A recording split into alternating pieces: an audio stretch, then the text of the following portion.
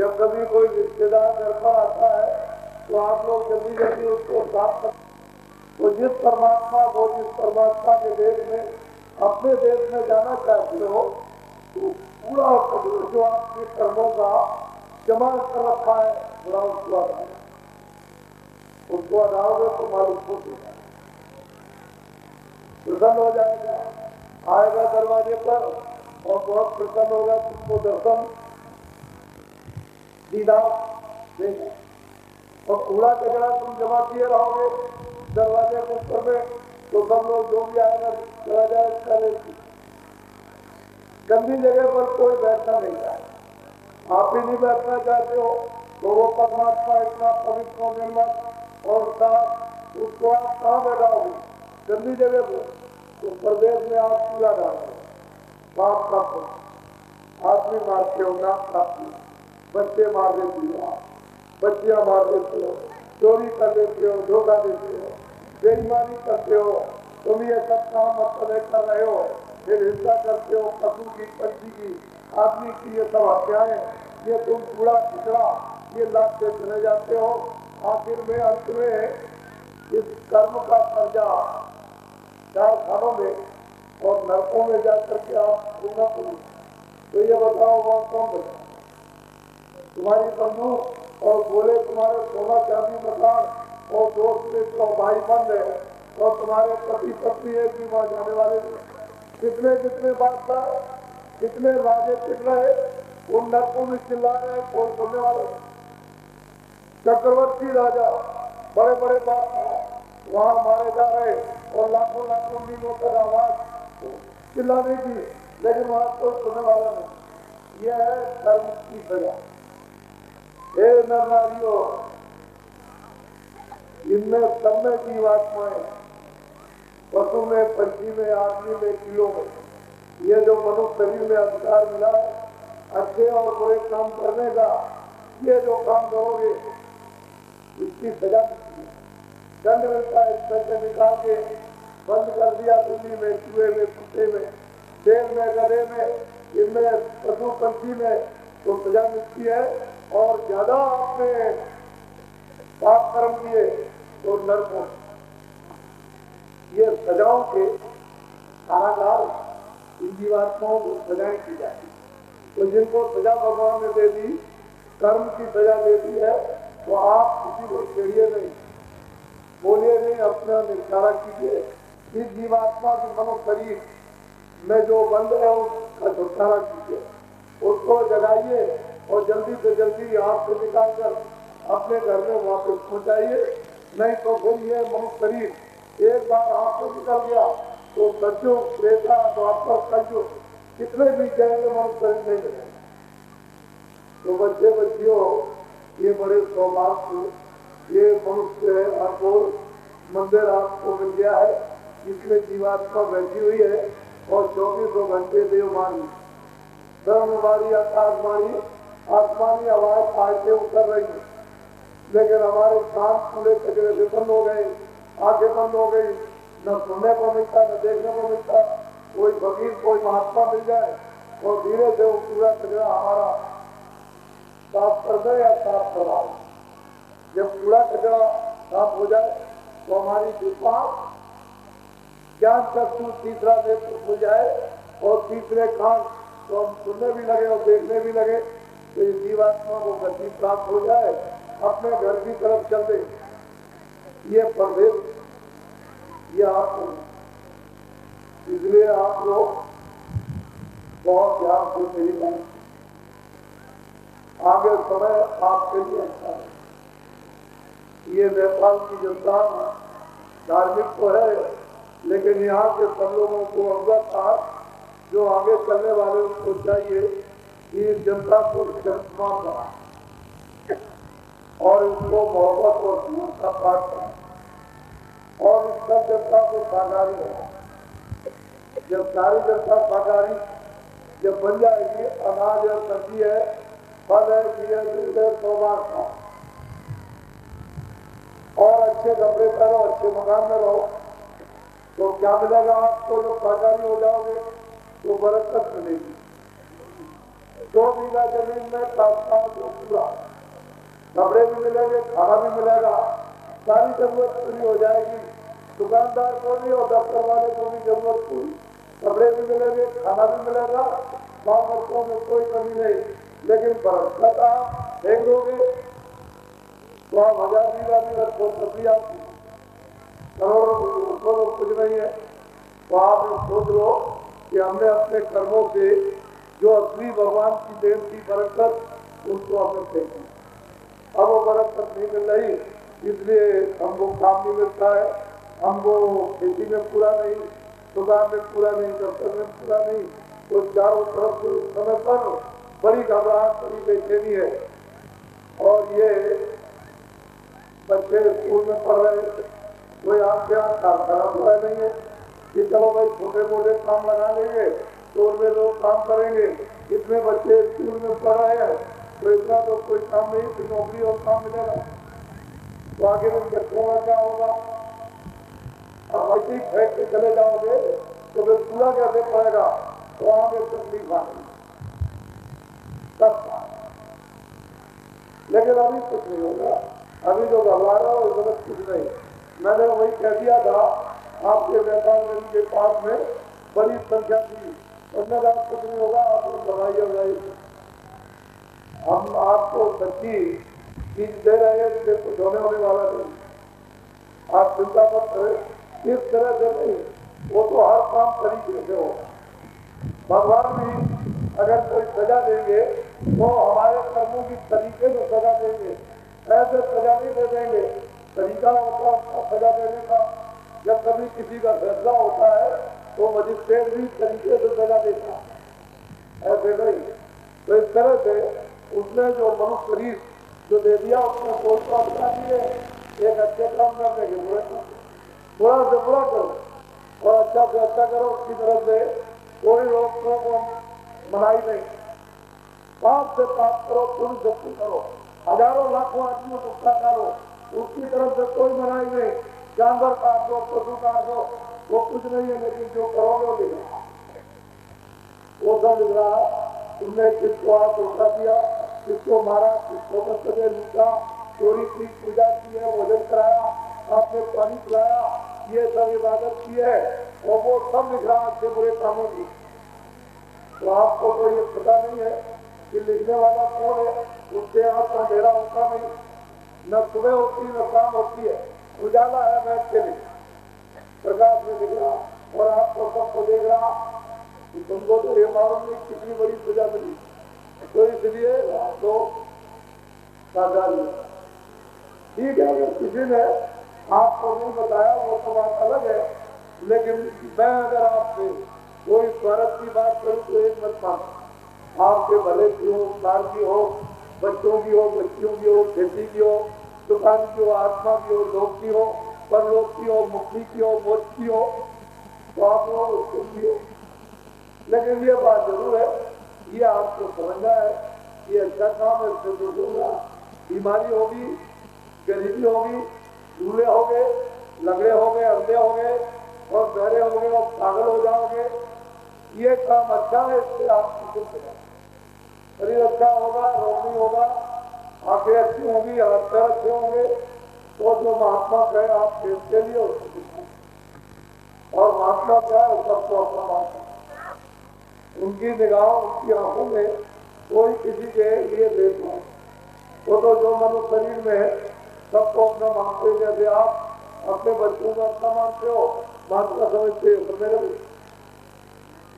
सबको एक ही हिंदू मुसलमान, छोटे बड़े अमीर गरीब सबको एक ही बात बताते हो कि सबको कर्म करने का जो अधिकार मिला उसको समान मिला। हमें मजिस्ट्रेट चाहे वो हिंदू हो चाहे मुसलमान, चोरी करेगा सजा देगा, झूठ बोलेगा उसकी सजा देगा, डकैती डालेगा उसकी सजा देगा, तो वहां तो सबके लिए न्याय। तो दो बातें किसी के लिए नहीं है कि आपके लिए कुछ और, पानी है वो सबके लिए है, जो उसमें डूबेगा मरेगा, आप सबके लिए बराबर, उसमें हाथ में तो जल जाएगा, तलवार मार दीजिए तो सबको काट देगी। अरे भाई कुदरत की, भगवान की जो चीजें दी हुई है उनको तो आप सोचो समझो और उस पर विचार करो, तो कर्म की सजा के कर्म कर्जा ये लेना देना पड़ता है। जिसका दिया उसको देना है, जिसको दिया उससे लेना है। तो इस देश में कर्जी कर्जे का तो बंधन है, किसी की तो बेड़ी है, किसी की 84 है, किसी का कर्ज है, और कर्म कर्जा आप मतलब तो छुटकारा हो जाए। तो महात्मा सच्चे मिलना चाहिए, जिन्होंने प्रभु को पाया मनुष्य मंदिर में, वो महात्मा जब मिल जाएंगे तो आपका पूरा झगड़ा मन का, बुद्धि का, चित्त का, कर्म को, जितने महात्मा हुए कल में इन सबको साक्षात्कार दर्शन का हुआ। लेकिन जब तीसरी आंख ज्ञान चक्षु खुल जाए तब। इसलिए मैं तो खुद आपको ये बताने आया हूँ कि आप बीड़ी पी सकते हैं। मैंने तो कभी नहीं पी है और तमाकू भी पियो, मैं तो आपको मना नहीं करता। खेती करो, दुकान करो, दफ्तर का काम ईमानदारी मेहनत के साथ, शाम को बच्चों की सेवा करो, मैं तो मना नहीं करता। और जितना खा सकते हो अनाज, सब्जी, दूध और घी और फल सब खाओ। मैं मना करूँ तब खेला 100 कपड़े रोज बदलो,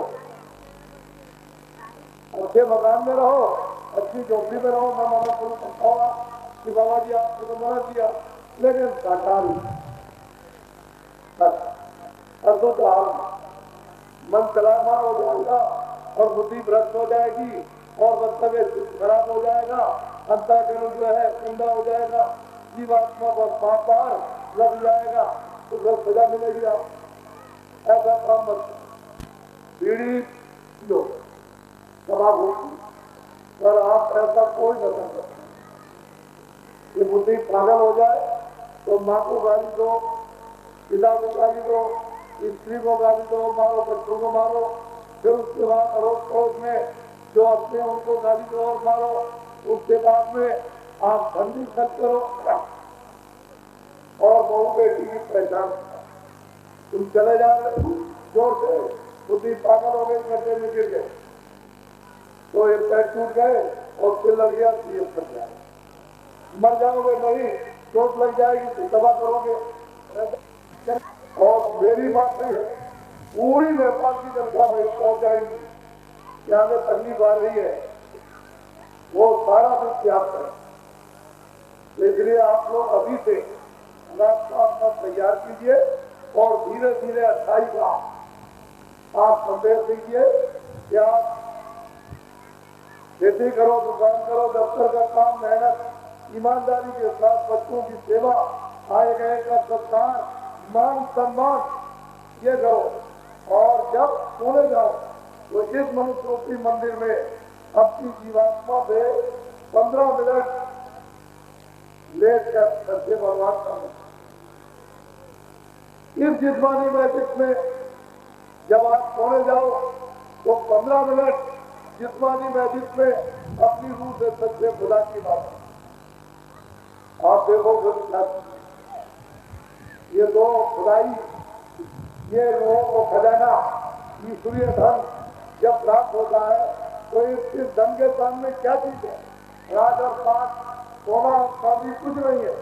वो तो बहुत बड़ी शक्ति, वो तो आत्म धन बहुत हुआ, अस्थायी है, आनंद है। तो आपने उसको छोड़कर के आज खड़ी इंद्रियों में, देखने में, सुनने में, खाने में, पीने में, इन सब चीजों में भाग रहा है के राज में, कई पाठ में, कई धन दौलत में, कई इसमें तो आनंद है। जैसे समय पूरा हुआ तो उसमें बच्चा 2 महीने का, 2 साल का, 20 साल का और 40 साल का, 50 साल का, जिसका समय पूरा हुआ मकान से निकालना, तो इस शरीर को ले जाएंगे, जला देंगे, मुसलमान ले जाएंगे, गड्ढा खोद निकाल देंगे, तो आपका तो जीवन बेकार चला गया।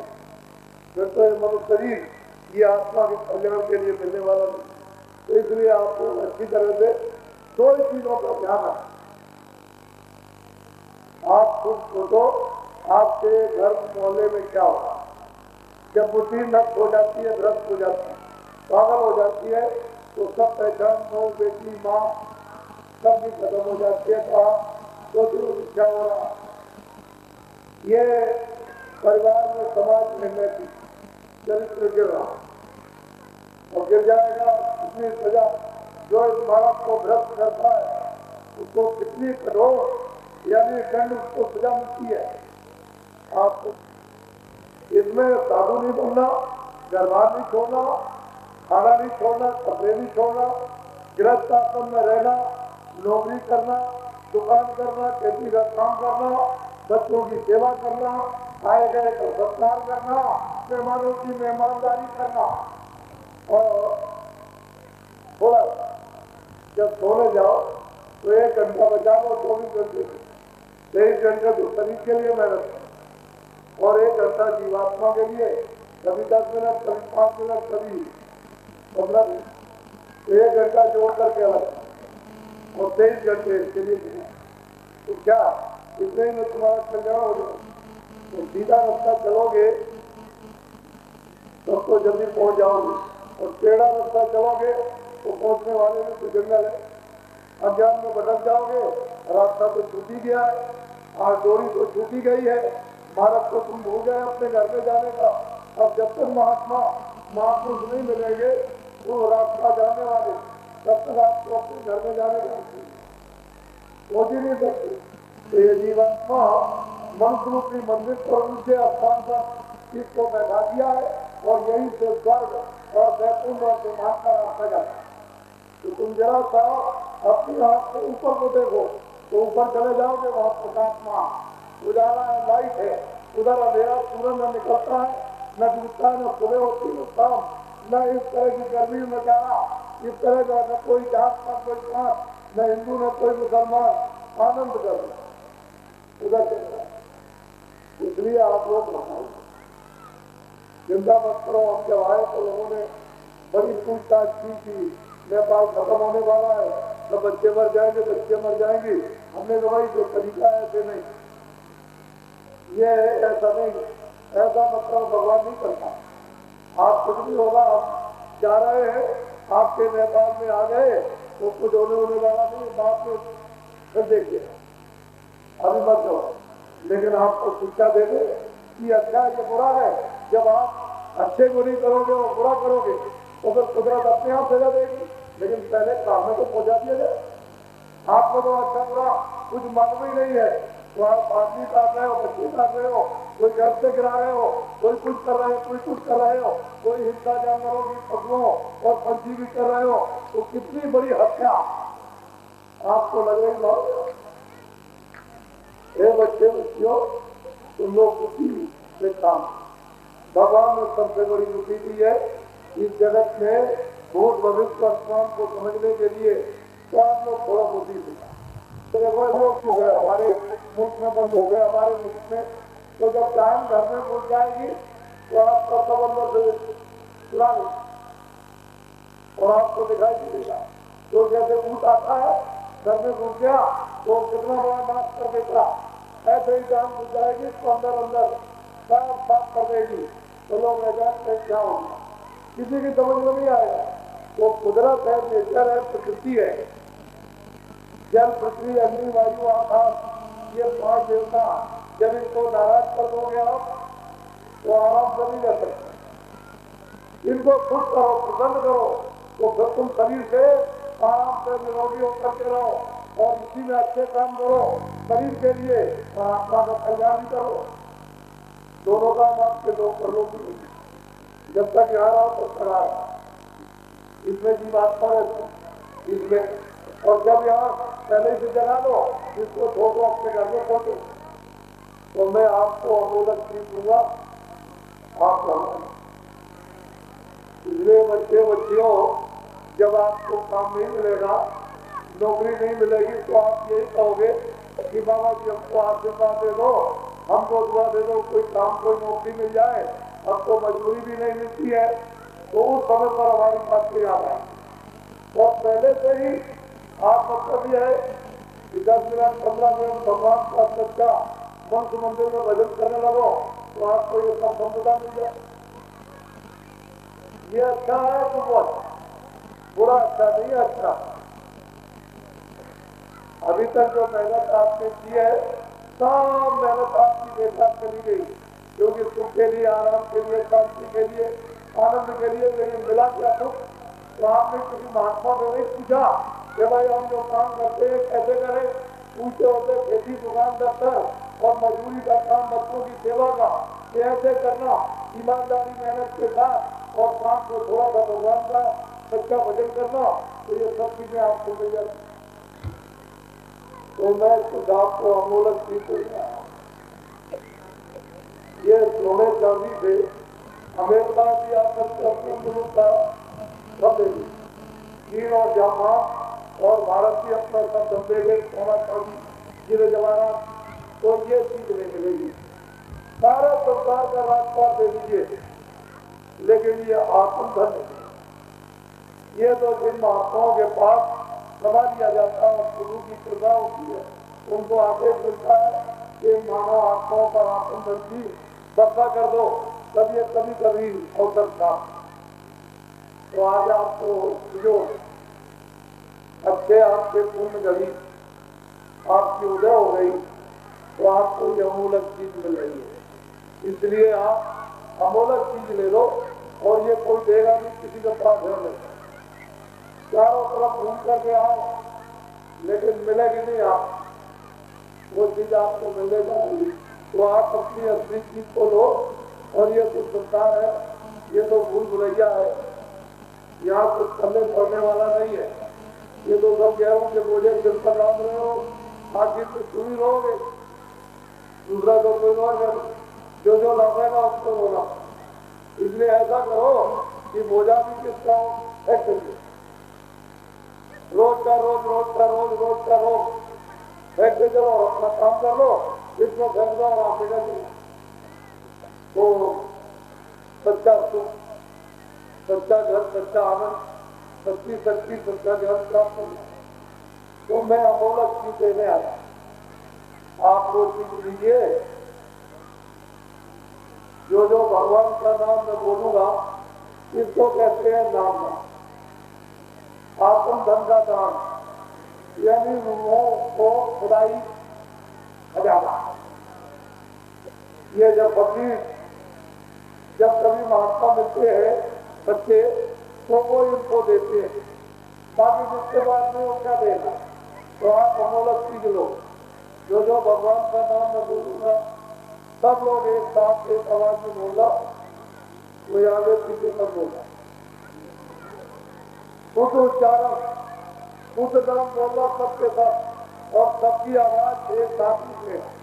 पहले मैं बोलूंगा भगवान के नाम को, उसके बाद सब लोग एक साथ आप सबके सब बोला, आगे पीछे नहीं। जो जो नाम बोलता जाओ, बोलते जाना, जब मैं चुप हो जाऊंगा बस।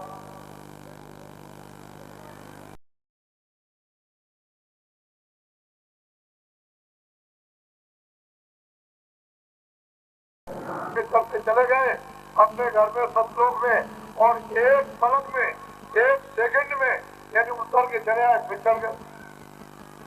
इस मनुष्य की आयु सचुग में 1 लाख बरस। ये जो है त्रेता में 10,000 बरस, और द्वापर में 1,000 बरस। अब कलयुग में इस मनुष्य की आयु कितनी है? 100 बार। समझ लीजिए आप कितना अंतर हो गया।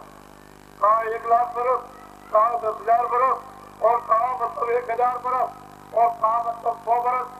यही मनुष्य है जो पंचमोती। उस समय पर जब आपकी जीवात्मा जाती थी, योग पद को प्राप्त थी, तो जब जाने लगी लाख वर्ष पूरा होने पर, तो फिर भगवान ने सोचा कि हमारी मेहनत तो बेकार चली जाएगी। तो आपको क्या करना है? जब चारपाई में जाना सोने के लिए, तो सोने के पहले 15 मिनट हमको भजन में समय देना, सीधे चारपाई में देना। ये बाहर के दोनों आते, ये दोनों भैया कपड़ा हटाते, दोनों अंदर आग में डालते। इधर देखो, ये जीवात्मा बैठी हुई है, इसके चारों तरफ बुद्धि, चारों तरफ बैठेंगे, तो मन को, बुद्धि को, यही सब मजा नहीं लेना। यहाँ पर आप 1 मिनट के लिए, 2 मिनट के लिए यहाँ पर रोकना, तो जीवात्मा के साथ के साथ इधर देखो, ऊपर ऊंचा ध्यान के साथ जीवात्मा के साथ से सोना। जब आधा मिनट होगा तो आपको सुनाई देगा कोई बोलता है, कोई आवाज होती है, कोई क्रिया होती है, तो 14 मिनट सांस लगा के सुनना और ये पहचानना परखना कि चिड़िया कैसी बोल रही है, आदमी कैसा बोल रहा, आवाज कैसी हो। जब 15 मिनट पूरा हो जाए समझ लो तो छोड़ देना, थोड़ा सुबह उठना, अपना उसके अपना काम करो, दिन में बच्चों की सेवा सोने का समय हो तो फिर 15 मिनट समय दे देना, सीधे 4-5 मिनट जाओ 2 माह ये दोनों होते में एक बार 5 मिनट के लिए जमीन में बैठ जाना, तखत में बैठ जाना। अगर आप उसी में बैठना चाहो वैसे बैठ जाना, पैर मत मिला और ये हाथ मत ऐसे ये बात की दोनों बात ये मंत्र है, ये आप बंद कर देना, इसको हिलाना नहीं। ये बीचों बीच में अंदर जीवात्मा में तीसरी आंख, वो जीवात्मा की आंख के सामने सीधे दूर देखना और अपनी आंख को एक जगह रोकना, हिलाना ऐसे मत कर, एक जगह एकाग्र करो। उसी मालूम होगा अंधेरा, उसी अंधेरे में अपनी आंख को ऐसे रखोगे तो एक काला पीला, जब काला पीला जाए तो उसी पर अपनी आंख को जमा के रखो, हिला डुला नहीं हाथ, उस पर आंख रुक जाएगी तो काले तिल के पीछे एक छोटा सा प्रकाश चुगनू जैसा चमकता हुआ बंद होगा, चमकेगा। जब 5 मिनट पूरे हो जाए दूसरे दिन जब समय मिले तो फिर 5 मिनट बैठ जाना जमीन में, लगातार कुर्सी पर हिला डुला नहीं, ये आगे बस ये बीचों बीच में तीसरी आंख, तीसरा नेत्र अंदर, तो अंदर की आंख का रास्ता अंदर यानी प्रकाश चमकता हुआ दिखाई। जब 5 मिनट पूरे हो जाए छोड़ दो, 4 दिन 8 दिन 12 दिन 1 महीने 1.5 महीने रोज बैठ करके आप करो। जब 20 दिन 1 महीने के बाद आंखों के सामने का अंधेरा चला जाए और सूरज से ज्यादा प्रकाश हो जाए तो आप ऐसे मत करो, ऐसे आंख मत घुमाना, नहीं आपको सिवाय प्रकाश और कुछ नहीं दिखाई देगा, ऐसे आंख घूमती रहेगी प्रकाश देखती रहेगी। तो क्या करना, 5 मिनट और बढ़ा देना, 10 मिनट कर देना, सामने अपनी आंख को ऐसे रहो, ऐसे मत करना, ऐसे एक जगह रहो। तो आपको क्या मालूम होगा, आप किसी से कह दोगे तो बस कर देगा, चाहे इतना करो दिखाई तो क्या करना, हजम छुपा लेना, कहना जितना हजम करोगे छुपाओगे उतना ज्यादा दिखाई देगा, और कह दिया तो नाराज हो जाएगा, बंद कर देगा। फिर आप कितना भी ध्यान करो कुछ नहीं आपको दिखाई देगा, कभी तो दरवाजे के अंदर जाओगे दरवाजा खोलोगे और छुट्टी में नहीं बताएगा तो छुट्टी में मुक्ति नहीं, छुट्टी नहीं मिलेगी मुक्ति नहीं, मोक्ष नहीं मिलेगी तो जानना और कभी नहीं। समझ लो ये सब चीजें आपको तीसरा हर बच्चों ये क्या बोलो, ये माला तुम लोगों को माला से क्या चले, नहीं माला मिले तो कपड़ा पुराना, ये पुराना जो आपके सामने ये 108 साल लगा, 24 घंटे में एक बार और सुबह के लिए जमीन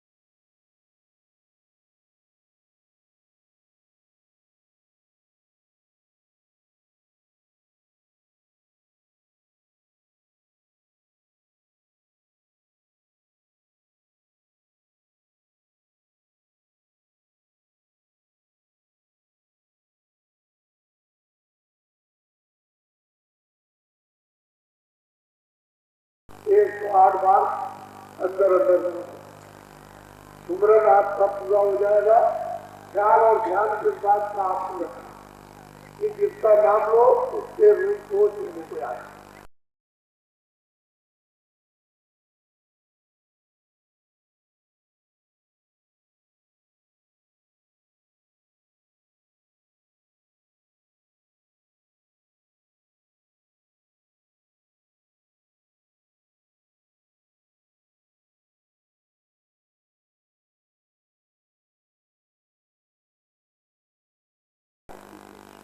और पूरी तरह से गुजरने का और मन बुद्धि कहीं चले गए तो शरीर पर कोई देख के करो गए कैसे तो मैं 2 मिनट बजट उसको 15 मिनट बजट कराना चाहिए था, लेकिन आप चल के आए हो तो आपकी बस छूट जाएगी और पहाड़ों की तरफ जाओगे तो ये सोच करके शुरुआत हो जाएगी तो मैं ज्यादा समय नहीं दूंगा, 2 मिनट बजट कराऊंगा और आपको ये बताऊंगा कि देखो आप ऊपर से आवाज आ रही जीवात्मा को बुलाने के लिए वो हमेशा से बोला जीवात्मा गरी हो गई हसी होगी और उसकी आवाज जो खुशबू की है जिस आवाज से उतारे गए वो आवाज को बराबर दे रहा तुम्हारे पास अगर तुमको अपने पास दिया तो आवाज को कोई भेजी नहीं मिलता, जानकारी नहीं मिलता जो बता दे और उसको प्रबंधन करा दे ऐसे वो पकड़ ले वो तो कोई मिलता है। मैं भी 2 मिनट के आज अरे क्या करोगे आप ये बात की दोनों आगे अरे समझ लो आप ये शरीर की दोनों आगे बढ़ लो ये दोनों बढ़िया जब देखो कपड़ा बच्चे बच्चे और आगे कर दे ऐसे इधर देखो ये जीवात्मा बैठी हुई है इसके चारों तरफ मन बुद्धि की मन को बुद्धि को जिसको घर में काम काज में कहीं भी जाने वाले का यही होता थोड़ा सा आराम मिनट और मिनट आधा सेकंड यहाँ रोकना इस जगह पर जीवात्मा देखा को देखा और ऊपर की तरफ उसका ध्यान देकर वो से आप जितना उसका ध्यान देकर जीवात्मा के रूप में काम से सुनोगे उसमें आपको साफ होंगे। जब मैं कहूँगा कि आप आम और कम बोलो तब बोला समझ लो आप जो खड़े हो खड़े रहो उनको बैठने की जरूरत नहीं है फिर उसको छोड़ते नहीं है। हम पक्के आपके सेवक है सच्चे सेवक नहीं है। हम जब पकड़ लेंगे तो आपको छोड़ ही सकते आपको कुछ नहीं होगा। और जहाँ तक जय गुरुदेव भगवान के नाम की आवाज को आप सुना देंगे कुछ नहीं सुना मत दीजिए उनको क्योंकि ये उसका नाम है आपका नाम नहीं मेरा नाम नहीं है इसलिए आप कोई चिंता और डर और भय मत करो। ये मेरा पूरा का पूरा कार्यक्रम आपके नेपाल का काठमांडू और नीचे का इस रोड पर पूरा का पूरा जनकपुर तक है घबराने की जरूरत नहीं। आप चिंता मत कीजिए ये जरूर है कि हमारी सच्ची प्रार्थना है साक्षात चिंता मत जिस तरह से अपनी तकलीफ होती है जीव को ऐसे उनको सजा मिली है।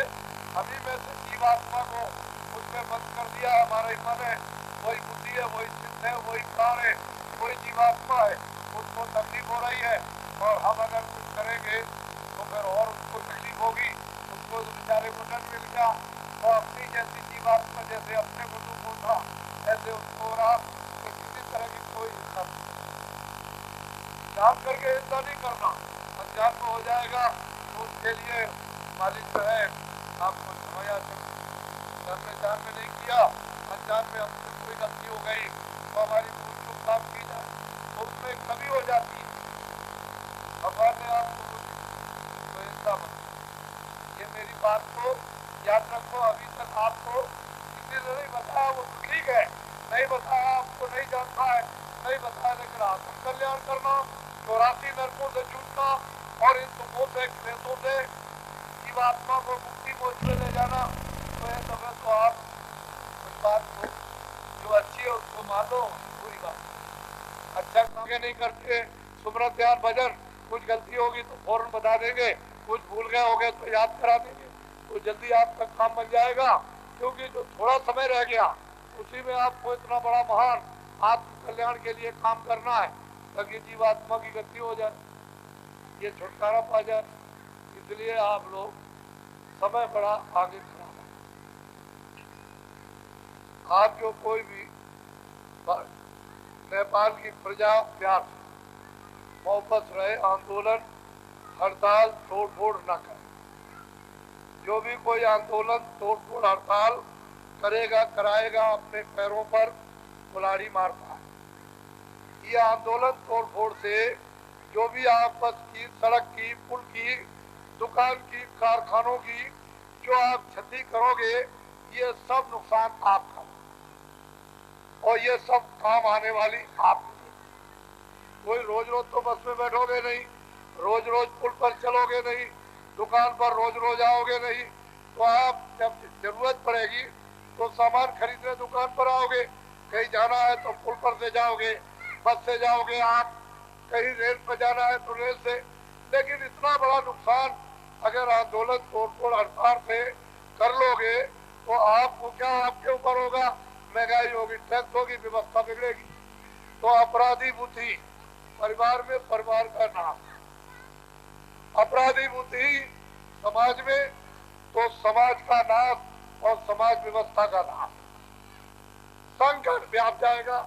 अपराधी बुद्धि राज में तो राज का नाश और राज की व्यवस्था का नाश, अपराधी बुद्धि धर्म में तो धर्म का नाश और आत्मा का अकल्याण, अधोगति को प्राप्त। तो आप अपराधी बुद्धि से सब चीजें आपकी है।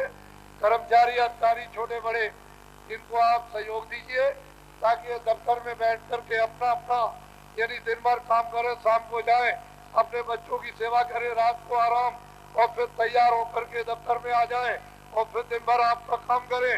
और जब आप आंदोलन तोड़फोड़ हड़ताल कहीं भी करोगे, यहाँ करोगे नेपालगंज, काठमांडू में, आप जनकपुर में, तो ये कर्मचारी अधिकारी वहाँ दफ्तर से छोड़ करके भेज दिए जाएंगे। ये सालों साल नहीं बैठेंगे तो आपका काम दफ्तर का नहीं होगा। तो आप आओगे जाओगे, पैसा खर्च होगा, समय खर्च होगा, घर का काम छोड़ोगे, तो फिर आप समझ लो कि कितना बड़ा आपका नुकसान होगा। तो कर्मचारी अधिकारियों को क्या करना कि आंदोलन हड़ताल तोड़फोड़ न करके सहयोग देना, इतना कोई रुपया पैसा नहीं देना, ये सहयोग दीजिए। और नेपाल की जनता यानी मतलब है प्यार मोहब्बत से, हिंदू मुसलमान सिख ईसाई जितने भी छोटे बड़े, कोई भी क्षत्रिय ब्राह्मण कोई भी हो, सब प्यार मोहब्बत से मिलजुल करके रहो। भारत में दो कौमें थी, एक सवर्ण थे, एक अवध। अवध कहते हैं अज्ञानी, जो भी बच्चे पैदा होंगे सब अज्ञानी। स्कूल में आएंगे, जो अध्यापक शिक्षा देते हैं वो सवर्ण है, और जब पूर्ण है बच्चों को ज्ञान की शिक्षा मिल जाएगी, अज्ञान दूर हो जाएगा तो बच्चे सवर्ण, तो संघर्ष हो जाएगा और कुरेजी हो जाएगी, तो सारी बर्बादी हो जाएगी। यही तो महाभारत में हुआ। और 56 करोड़ यदुवंशी सवर्ण अवर्ण अज्ञानी हो गए तो खून की नदी बह गई और 56 करोड़ आदमियों का कतलेआम देखते देखते हो गया। ऐसा मत करो। मुसलमान मुसलमान, हिंदू हिंदू, सिख सिख, ईसाई ईसाई, इनके मध्यस्थ में यानी आपको 101 बच्चे और 501 बच्चे एक एक माता के होते रहे। तो उन्होंने काम बांट दिया कि तुम खेती करो, तुम नाई का काम करो, तुम बढ़ाई का, तुम धोबी का काम करो, तुम झाड़ू लगाओ, तुम ये पढ़ाई का काम करो। तो सब काम बांट दिया गया और काम सेवा का। तो आपने कुछ दिन के बाद काम की जाति बना दी। तुम नाई हो गए, तुम बढ़ाई हो गए, तुम भगी हो गए, तुम धोबी हो गए, तुम ये हो गए, तुम वो हो गए। कोई जाति आती नहीं थी, काम की सेवा सबको उपलब्ध होती थी। जो जिस काम में निपुण हो जाता था वो सेवा करता था। वैसे झगड़ा करने लगे, वैसे ही काम की जाति बनाकर और जाति बनाकर लड़ने लगे। तो ये आपका काम अच्छा है। भगवान की तरफ से कोई जाति, हर का वजह स्वर का हुई और जात पात पूछे। चरित्रमान सब बन जाओ और प्यार मोहब्बत सब करो, तो फिर मन और बुद्धि और चित्त निर्मल और पवित्र हो जाए, तो ये जीवात्मा भगवान को प्राप्त कर ले। बोलो जय गुरुदेव। सब लोग बोलो जय गुरुदेव। देखो नेपाल की प्रजा, नेपाल की जनता, ये बात याद रख ले, कुछ नहीं होगा मत घबराओ। कुछ होना नहीं है, जो भी मिले उससे कह देना बाबा जी ने कहा है, कुछ नहीं होगा। हमारी बात को गांठ में मारो। तकलीफ तो आगे आएगी, वो तो तरीका है उसके आने का और संकट में फंसने का, आपको रोने का और कोहराम बचने का, वो तो एक तरीका है। तरीके से सब काम होता है। आपको ये मौत बताती नहीं कि मैं आ रही हूँ, वो तो फट आई और दाब लिया, न बच्चे से बात करने देगी, न पति से, न माता पिता से, न किसी मित्र से, और आएगी और लेकर के चली जाएगी। तो तुम ऐसे ही रह जाओ। वो ऐसा नहीं करती। बुरे काम से डरो, हत्या से डरो, हिंसा से डरो, सुधार करो, असुधार मत करो। पशु पंछी आत्माओं को सताओ मत। वो चिल्लाती है, चीखती है, उनका प्रायश्चित लग जाएगा तो जुग जुग तक ये छूटता नहीं है। ये दाग है, कोड़ है। जैसे कोड़ हो जाता है तो मवाद बहता है, ऐसे कोड़ हो जाएगा। तो बच्चे बच्चियों अपने अपने पतियों को यानी प्यार से उनको मनाओ कि कोई ऐसा नशा मत करो कि तुम्हारी बुद्धि पास हो। बीड़ी पियो, आग तम्बाकू पियो, लेकिन ऐसा कोई नहीं। बच्चे बच्चियों, तुम प्यार से कि मैं तुम्हारी पत्नी हूं, तुम मेरे भगवान हो, तुम मेरे पति हो, मैं तुमको अच्छा देखना चाहता हूं, तुम भी सुखी रहो, हम भी सुखी रहे, बाल बच्चे भी सुखी रहे। तो प्यार से इनको समझाओ। और बाबा जी आए, उन्होंने कहा ये बुराई है, आप ये बताओ ये बुराई अच्छा है, तुम सोचो। तो धीरे धीरे धीरे धीरे धीरे धीरे एक ठीक होगा, दो ठीक होंगे, चार होंगे, और 100 होंगे, 1000 होंगे, और लाख होंगे। इस तरह से सुधार होगा। धीरे धीरे सुधार और धीरे धीरे विनाश। धीरे धीरे बर्बादी हो गई और धीरे धीरे आबादी हो गई। तो सब काम धीरे धीरे करो तो अच्छा। बोलो जय गुरुदेव। जय गुरुदेव नाम किसका? जय गुरुदेव नाम किसका? जय गुरुदेव नाम किसका? मैं अभी आपसे विदा लेकर चला जाऊंगा। और अभी जुलाई यही फांसी में और 10 मिनट की सैलरी पहुंचाऊंगा आपको। नौकर वालों के लिए समय सलाम, खेती वालों के लिए समय सलाम। तो सारे अब वो है कि आप लोग चलो और क्या समय बनाओ, गाँव बिगाड़ दो तो गाँव अच्छा बनाओ। आपके हाथ में अभी, लेकिन जब वो डंडा लेकर जब क्रिकेट बढ़ेगा तब फिर आप कुछ नहीं कर। और डंडा उसका बड़ा लंबा, एक डंडा मारेगा, लाखों की पकड़ी होगी करना शुरू हो जाएगी। और डंडा मारे तो